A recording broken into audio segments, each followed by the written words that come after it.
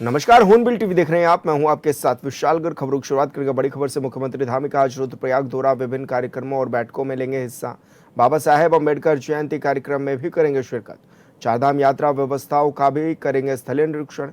यात्रा को लेकर तैयारियों की भी करेंगे समीक्षा। तो ये बड़ी खबर आप तक पहुंचा रहे हैं, जहां पर चारधाम यात्रा को लेकर भी मुख्यमंत्री अधिकारियों के साथ बैठक करेंगे और स्थलीय निरीक्षण भी करेंगे। इसी के साथ ही बाबा साहेब अम्बेडकर जयंती कार्यक्रम में भी शिरकत करेंगे मुख्यमंत्री। तो आज रुद्रप्रयाग का ये दौरा काफ़ी खास मुख्यमंत्री का माना जा रहा है। चारधाम यात्रा की व्यवस्थाओं का जायजा भी इस दौरान लेंगे, स्थलीय निरीक्षण करेंगे, अधिकारियों के साथ बैठक करेंगे।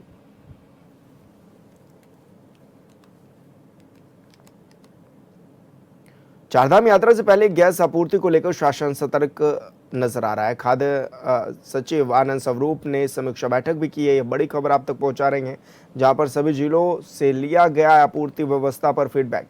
यात्रा, पर्यटन और शादी सीजन को देखते हुए विशेष तैयारियां की गई हैं। गैस एजेंसियों और तेल कंपनियों को समन्वय बढ़ाने के भी निर्देश दिए गए हैं। बढ़ती मांग और वितरण चुनौतियों पर भी तुरंत कार्रवाई की गई है और यात्रा मार्गों और पड़ाव पर पर्याप्त ईंधन उपलब्धता सुनिश्चित कराने के भी निर्देश दिए गए हैं। तो ये बड़ी खबर आप तक पहुंचा रहे हैं, जहां पर यात्रा, पर्यटन और शादी सीजन को लेकर दिशा निर्देश दिए गए। गैस एजेंसियों और तेल कंपनियों को समन्वय बढ़ाने के भी निर्देश दिए गए हैं। तो बढ़ती मांग और वितरण चुनौतियों पर तुरंत कार्रवाई पर भी जोर दिया गया है।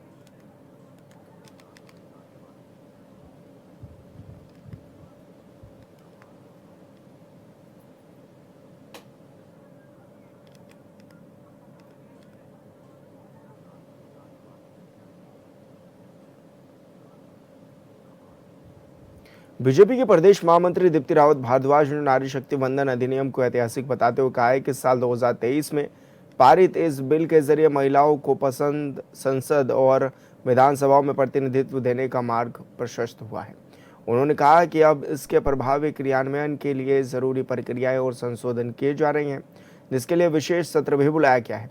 दीप्ति रावत ने कहा है कि पंचायत स्तर पर पहले से ही महिलाओं को 33 से 50% तक का आरक्षण मिला हुआ है, लेकिन अब यह पहल महिलाओं को नीति निर्धारण के सर्वोच्च स्तर तक पहुंचाने का भी काम करेगी।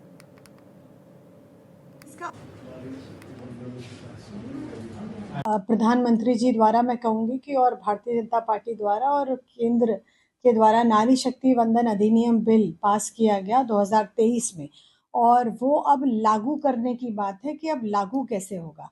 तो लागू करने के लिए कुछ अमेंडमेंट्स हैं जो हमें करने पड़ेंगे कई जगह। तो उसके लिए विशेष सत्र बुलाया गया है पार्लियामेंट का, वो राष्ट्रपति जी द्वारा बुलाया गया है 16, 17, 18 को। अब इस विशेष सत्र में महिलाओं को एक बड़ा परिवर्तन, और जिस प्रकार की मैं कहूँगी कि एक ऐसे निर्णय हमारी सरकार, हमारे प्रधानमंत्री मैं कहूँगी करने जा रहे हैं, जो कि हमारे लिए ऐतिहासिक रहने वाला है। नारी सशक्तिकरण को लेकर उत्तराखंड में एक बड़ी पहल सामने आई है। प्रदेश की महिलाओं से नारी शक्ति वंदन अधिनियम के समर्थन में आगे आने की भी अपील की जा रही है। इस अभियान को महिलाओं के सम्मान, अधिकार और निर्णय प्रक्रिया में उनकी भागीदारी को सशक्त बनाने की दिशा में एक ऐतिहासिक कदम भी बताया जा रहा है। सरकार का मानना है कि महिलाओं की ज़्यादा से ज़्यादा भागीदारी से यह अभियान एक जन आंदोलन के रूप ले सकता है।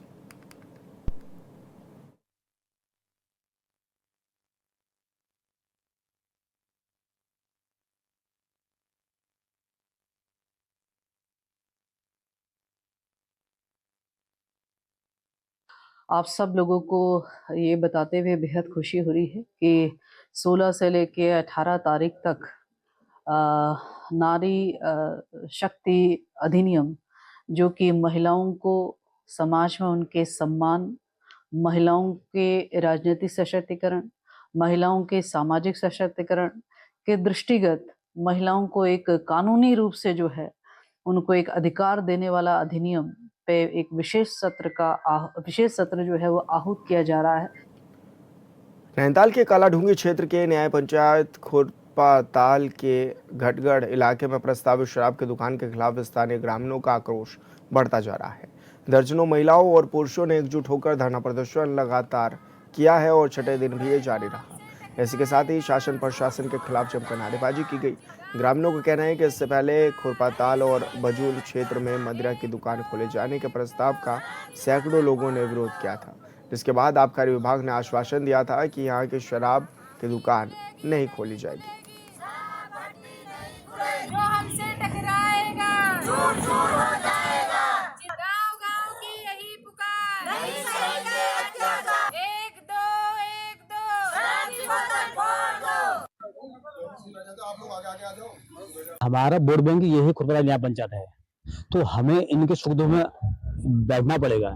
ये अगर ये दुखी हैं तो हम भी दुखी हैं, क्योंकि वोट बैंक इन्हीं से हमारी सरकार बनती है, इन्हीं से हमारा जनप्रतिनिधि चुन के आता है, तो इनकी हर समस्या हमारी समस्या है।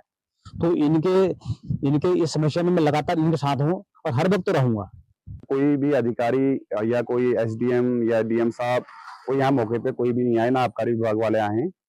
और अभी आश्वासन हमें मिला है सांसद महोदय की तरफ से कि यहाँ शराब की दुकान नहीं खोली जाएगी करके, और इसी सिलसिले हम डीएम साहब से भी मिलके आए हैं और उन्होंने आबकारी विभाग को बोला है कि इसमें देख के बताइएगा। हमारी सरकार से ये मांगे हैं कि जो हमने सुना है कि जो शराब की दुकान है वो मंगोली और बजून वहाँ से हटा के अब यहाँ शिफ्ट करने की बात चल रही है, तो उसमें मैं सरकार से ये कहना चाहूंगी कि हमें आबकारी विभाग द्वारा भी ये लिखित रूप में दिया गया कि खुरपताल न्याय पंचायत में ये कहीं नहीं खोली जाएगी। तो ये भी घटगढ़ क्षेत्र भी जो है हमारा नलनी घटगढ़, ये भी खुरपताल क्षेत्र न्याय पंचायत का ही एक क्षेत्र है। और संवाददाता भगवान मेहरा हमारे साथ फोन लाइन पर जुड़ गए हैं। भगवान, किस तरह की व्यवस्थाएं अभी की जा रही हैं, क्योंकि लोग ये परेशान हैं, क्या ये शराब की दुकान ऐसे ही चलती रहेगी या इसको शिफ्ट भी किया जा सकता है, क्या कुछ कह रहे हैं अधिकारी? जी, लगातार ग्रामीण धरने पर बैठे हुए हो गए और उनकी मांग है कि शराब की दुकान यहाँ पर ना खोली जाए, जिसके लिए कल उन्होंने प्रदर्शनकारियों के डेलीगेट ने जिलाधिकारी नैनीताल से भी बात की है। उनका कहना है कि जल्द ही इस पर उचित कार्रवाई की जाएगी और आगे की जांच जो है आबकारी विभाग को सौंप दी गई है। क्या कुछ मांग कर रहे हैं सभी लोग? धरना प्रदर्शन में जो बैठे हैं पुरुष और महिलाएं, उनकी सीधे तौर पर मांग है कि शराब की दुकान जो है हमारे क्षेत्र घटगढ़ में ना खोली जाए। तो कितनी बड़ी संख्या में पहुंचे हैं यहाँ पर सभी लोग? लगातार आज छठा दिन है, आज 7वां दिन है और बताया जा रहा है कि लगातार क्षेत्र की सभी महिलाएं और पुरुष लगातार बारी बारी से वहां पर धरना प्रदर्शन में शामिल हो रहे हैं। ठीक है भगवान मेहरा, बहुत शुक्रिया आपका तमाम जानकारी साझा करने के लिए। देहरादून के सहसपुर विधानसभा क्षेत्र में बालिकाओं के स्वास्थ्य को ध्यान में रखते हुए एक अहम पहल शुरू की गई है। जुडली आर्दुवाला क्षेत्र में निःशुल्क सर्वाइकल कैंसर टीकाकरण अभियान की शुरुआत की गई है।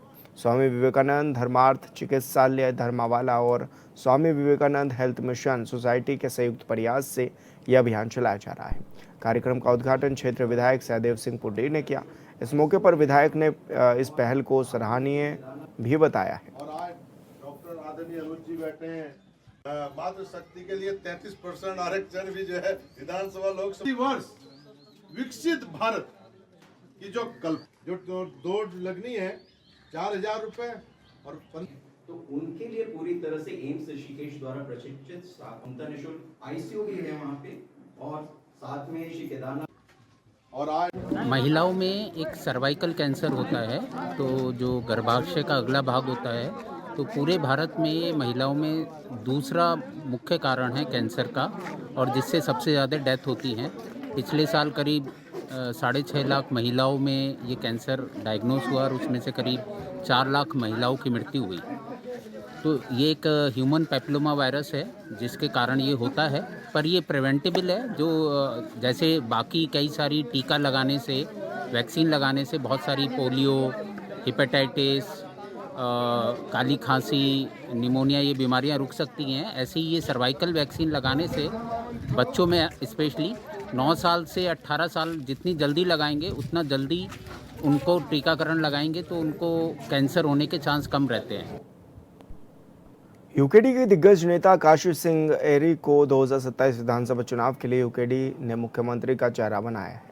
वहीं बुधवार को यूकेडी नेता काशी सिंह एरी के लोहाघाट पहुंचने पर पार्टी नेताओं ने फूल मालाओं से उनका जोरदार स्वागत भी किया है।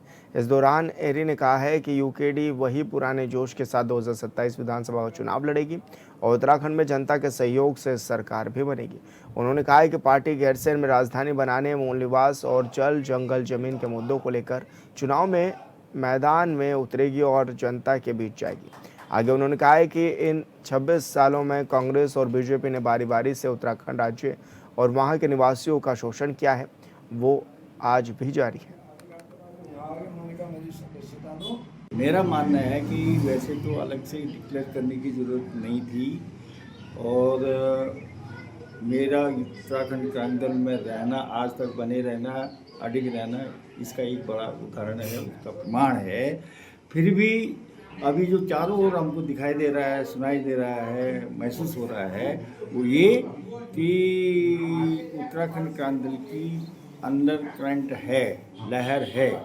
तो इसी से प्रभावित होकर हमारी पार्टी वालों ने ये कहा कि भाई हम अब ये जनता में तो है लहर, करंट है, तो इसको बढ़िया तरीके से और बढ़िया तरीके से आगे बढ़ाने के लिए हमको एक सशक्त चेहरा चाहिए। तो उन्होंने कहा कि आपसे बड़ा चेहरा कोई हो नहीं सकता, तो उन्होंने घोषणा कर दी। तो ये इसके लिए मैं पार्टी का भी धन्यवाद करता हूँ, ये सब ठीक है।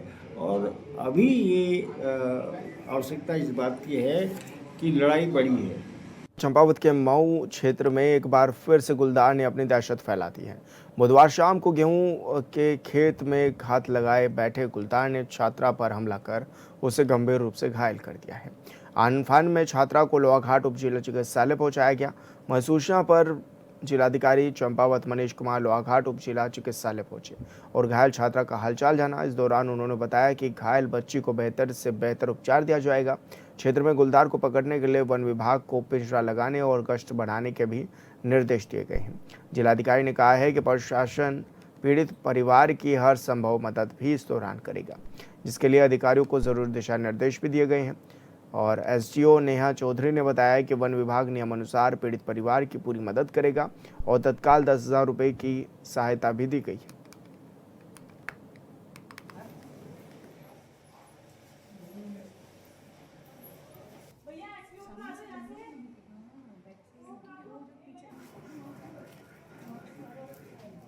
अप्रिय घटना हुई है एक बच्ची के साथ। ये बच्ची जो है जंगल में जो ज्ञात हुआ है वहाँ पे खेल रही थी। इसके क्रम में इनको तत्काल रूप से फौरी सहायता देते हुए अभी हम लोग डिस्ट्रिक्ट हॉस्पिटल में इनका जो प्रारंभिक इलाज है वो करा रहे हैं। इनको प्राथमिक चिकित्सा जो है वो यहाँ पर लोहाघाट में दी गई है। हमारे पास 17 साल की एक लड़की आई थी जिसको गुलदार ने मारा था, जिसके चेहरे एवं गर्दन पे चोट के निशान हैं। गर्दन पे जो चोट के निशान है वो गंभीर हैं और मांसपेशियां दिखाई दे रही है। प्राथमिक उपचार में हमने मरीज़ के घाव की सफाई करी है, उस पर इंजेक्शंस लगवाए हैं, जिसके बाद आगे सर्जन और नाक कान गले वाले स्पेशलिस्ट के लिए पेशेंट को रेफर किया गया। एक छात्रा है 16 साल की, तो खेत में उसको गुलदार द्वारा घायल किया गया। अभी हम लोग उप जिला चिकित्सालय में हैं और डॉक्टर के द्वारा कहा गया कि ज़्यादा गंभीर घाव नहीं है।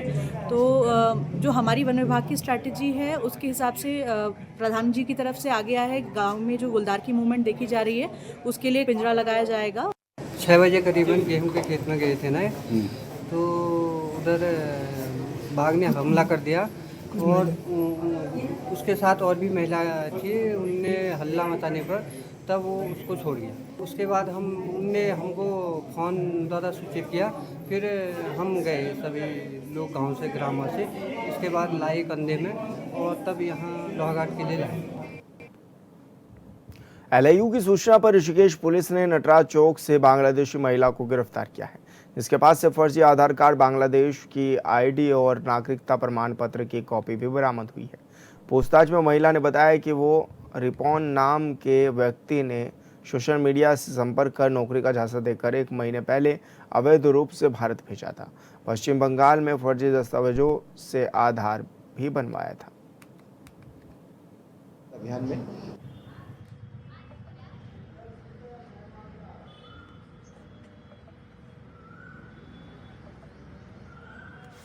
एसएसपी देहरादून द्वारा के निर्देशन पे चलाए जा रहे पूछताछ और चेकिंग अभियान में के दौरान हमें एक संदिग्ध महिला प्रकाश में आई। महिला से जब पूछताछ की गई तो महिला की जो गतिविधि थोड़ा संदिग्ध पाई गई। जब गहराई से पूछताछ की गई तो महिला के द्वारा बताया गया कि वह एक बांग्लादेश मूल की महिला है और बांग्लादेश में वो एक जिला सरियातपुर ढाका की रहने वाली है और एक किसी एजेंट के माध्यम से वो दिल्ली है या फिर दिल्ली में ही उस एजेंट के द्वारा उसको ऋषिकेश भेजा रहा था।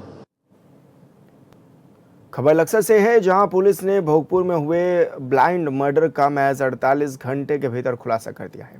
पुलिस ने आरोपी को गिरफ्तार करते हुए उसके पास से चोरी का सामान और हत्या में इस्तेमाल किए गए हथौड़ा और पेचकस भी बरामद कर लिए हैं। बता दें कि 12 अप्रैल को भोगपुर मंदिर के केटेकर राजवीर निवासी गोवर्धना पुरकाजी मुजफ्फरनगर की अज्ञात हमलावरों ने हथौड़े से वार कर हत्या कर दी थी। मामले की गंभीरता को देखते हुए एसएसपी हरिद्वार के निर्देशन पर एसपी देहात शेखर सुयाल और सीओ लक्सर के नेतृत्व में पुलिस की टीम गठित भी की गई। उसके बाद 14 अप्रैल को पुलिस ने आरोपी को डांडा भागमल क्षेत्र से गिरफ्तार कर लिया है।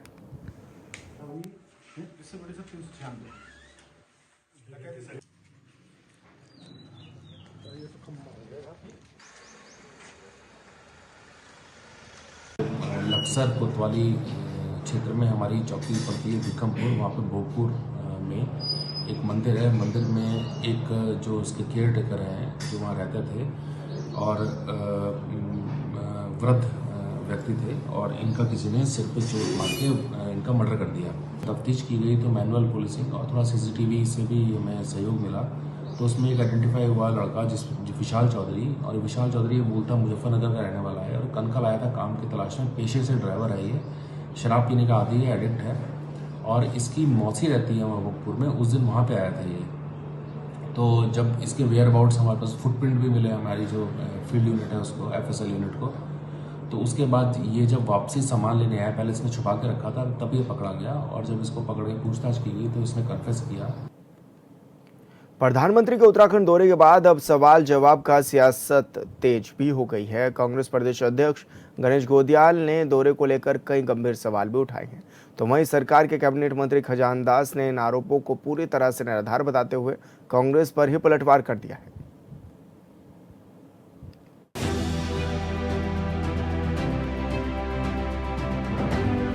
प्रधानमंत्री नरेंद्र मोदी उत्तराखंड दौरे पर आया और प्रदेशवासियों को देहरादून दिल्ली एक्सप्रेसवे की सौगात देकर चले गए।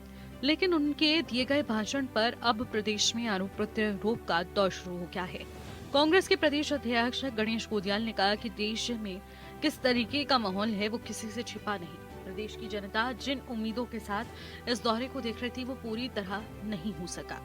गोदियाल का कहना है कि जनता को रोजगार, महिला सुरक्षा, स्थानीय विकास और मूलभूत समस्याओं पर ठोस घोषणाएं और स्पष्ट जवाबों की उम्मीद थी, लेकिन पूरे भाषण में इन मुद्दों से दूर नजर आए। 2014 से अब तक इंफ्रास्ट्रक्चर डेवलपमेंट के लिए जितना कर्ज लिया गया, उस कर्ज की तुलना में हमको मिलने वाला, उसके एवज में मिलने वाले जो लाभ प्रधानमंत्री ने गिनाए वो बिल्कुल नगण्य हैं। माननीय प्रधानमंत्री जी, आपके मंत्रिमंडल को ये बात आपको जतानी चाहिए थी कि इन 12 लाख करोड़ के कामों को तमाम राज्य के बाहर के बड़े ठेकेदार कर रहे हैं और राज्यवासियों को रोजगार का इन योजनाओं से, रोजगार की दृष्टि से कोई लाभ नहीं हुआ, कोई लाभ नहीं हुआ। गणेश गोदियाल ने कहा कि प्रधानमंत्री ने इंफ्रास्ट्रक्चर में भारी भरकम विशेष निवेश की बात जरूर करी, लेकिन ये बताया नहीं कि इस खर्च का सीधा लाभ उत्तराखंड के युवाओं को किस तरह मिल रहा है। उनका आरोप है कि बड़े बड़े प्रोजेक्ट्स में भारी ठेकेदारों को काम मिल रहा है, जबकि स्थानीय युवाओं को रोजगार के नाम पर अपेक्षित अवसर नहीं मिल पा रहे हैं, जिससे प्रदेश के युवाओं को निराशा हाथ लग रही है। कांग्रेस ने महिला सुरक्षा के मुद्दे पर भी सरकार को कटघरे में खड़ा किया। खासकर अंकिता भंडारी हत्याकांड का जिक्र करते हुए कहा कि इस संवेदनशील मामले में प्रधानमंत्री ने सख्त और स्पष्ट संदेश देना था, लेकिन नहीं दिया। लेकिन उनके संबोधन में इस मुद्दे पर ठोस बात सामने नहीं आई।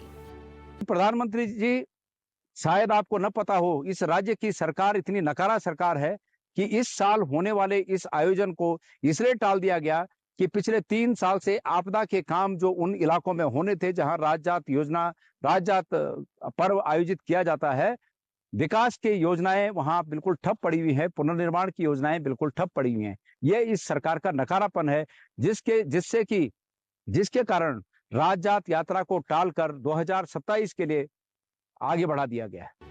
इसके अलावा कांग्रेस ने नंदा देवी राजजात यात्रा को लेकर टाले जाने को लेकर सरकार की कार्यशैली पर सवाल उठाए। कहा गया कि जिन क्षेत्रों में ये यात्रा आयोजित होती है वहां आपदा के बाद पुनर्निर्माण और विकास कार्य ठप पड़े हैं। यही वजह है कि इस महत्वपूर्ण सांस्कृतिक आयोजन को आगे बढ़ाना पड़ा। साथ ही अग्निवीर योजना, स्थानीय टोल टैक्स और पहाड़ी क्षेत्रों की मूलभूत सुविधाओं को भी कांग्रेस ने प्रमुख सवालों के रूप में उठाया। माननीय प्रधानमंत्री जी ने महिला सुरक्षा के नाम पर बहुत ही मायूस किया और एक शब्द को छुआ कि हम महिला सुरक्षा हमारी प्राथमिकता है। लेकिन प्रधानमंत्री जी, महिला सुरक्षा आपकी पार्टी की सरकार की प्राथमिकता सिर्फ शब्दों में है। वो अल्मोड़ा में, हल्द्वानी में, देहरादून में अंकिता भंडारी हत्याकांड में संलिप्त नेताओं को बिल्कुल छोड़ा नहीं जाएगा। उनको कानून के शिकंजे में लाकर उनको तत्काल सजा दी जाएगी। अगर आप ये कहते तो इसको लोग मानते कि गंभीर है। वहीं कांग्रेस के इन सभी आरोपों पर सरकार की ओर से कैबिनेट मंत्री खजान दास ने तीखा पलटवार किया। उन्होंने कहा कि कांग्रेस को आरोप लगाने से पहले अपने कार्यकाल का आंकलन करना चाहिए। खजान दास ने कहा कि 2004 से 2014 तक कांग्रेस सत्ता में रही, लेकिन उस दौरान विकास की गति क्या थी, ये किसी से छिपी नहीं। आज प्रधानमंत्री के नेतृत्व में देश और उत्तराखंड दोनों तेजी से विकास के पथ पर हैं। सड़क, कनेक्टिविटी, इंफ्रास्ट्रक्चर और जन कल्याणकारी योजनाओं के माध्यम से आम जनता तक सीधा लाभ पहुंच रहा है। देखिए, कांग्रेस के लोग क्या सवाल पूछेंगे भारतीय जनता पार्टी की सरकार से और भारतीय जनता पार्टी से माननीय प्रधानमंत्री जी से। मैं सीधे सीधे कहना चाहूँगा कि जिसके घर शीशे के होते हैं दूसरे के घर में पत्थर नहीं फेंका करते। और कुल मिलाकर के ये भी कहना चाहूँगा कांग्रेस को कि आपकी सरकार 10 साल तक 2004 से 2014 तक रही है, तो आपने क्या किया देश हित के लिए और इस प्रदेश के लिए, उत्तराखंड प्रदेश के लिए। आज माननीय मोदी जी का विकास पूरे भारतवर्ष में दिख रहा है, उत्तराखंड में दिख रहा है। उनको चश्मे का नंबर बदलना पड़ेगा। इसलिए आप देखिए कि विकास तीव्र गति से हो रहा है या नहीं। तो मैं यही कहना चाहूँगा कि आरोप प्रत्यारोप लगाना तो बड़ा आसान होता है, किंतु सत्यता जनता जानती है। आने वाला समय उत्तराखंड का जिस तरह से जो है भारतीय जनता पार्टी काम कर रही है, उत्तराखंड के हित के लिए कर रही है, देश के हित के लिए कर रही है, और पुनः भारतीय जनता पार्टी सत्ता में आएगी। ये इस बात को मैं इसलिए कह रहा हूँ कि जनता का विश्वास भारतीय जनता पार्टी के प्रति है और जनता के लिए देश के प्रधानमंत्री जी और माननीय मुख्यमंत्री जी काम कर रहे हैं। बीजेपी का कहना है कि ये आरोप पूरी तरह से राजनीतिक है और इनका जमीनी हकीकत से कोई लेना देना नहीं। जनता सब देख रही है और समझ रही है कि किसने काम किया और किसने सिर्फ सवाल उठाए। उन्होंने भरोसा जताया कि आने वाले समय में जनता एक बार फिर से भारतीय जनता पार्टी पर विश्वास जताएगी। कुल मिलाकर ये कि पीएम का दौरे के बाद उठ रहे सवाल और उन पर दिए गए जवाब अब सियासी बहस का मुद्दा बन चुके हैं। कांग्रेस जहां जनता से जुड़े मुद्दों को लेकर सरकार को घेर रही है, वहीं बीजेपी विकास कार्यों को अपनी उपलब्धि बता रही है। अब देखना होगा कि इन सवालों और जवाबों के बीच जनता किस पर भरोसा जताती है। Bureau report, hornbill TV. और फिलहाल इस बुलेटिन में इतना ही। आप देखते रहिए हॉर्नबिल टीवी। नमस्कार।